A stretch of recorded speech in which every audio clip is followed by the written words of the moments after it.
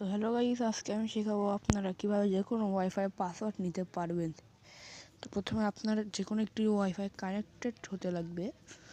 যেমন আমার একটি ওয়াইফাই কানেক্ট আছে, এটার আপনি একটি স্ক্রিন শট দিবেন। এটা স্ক্যানের অপশান থাকবে, আপনি সেখান থেকে একটা স্ক্রিনশট নেবেন।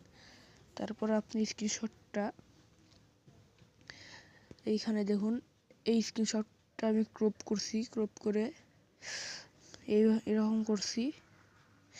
এখন আপনাকে একটি অ্যাপ ডাউনলোড দিতে লাগবে। অ্যাপটির নাম কিউআর অ্যান্ড বারকোড স্ক্যানার। এই অ্যাপটা আপনি ওপেন করবেন, দেখাচ্ছি।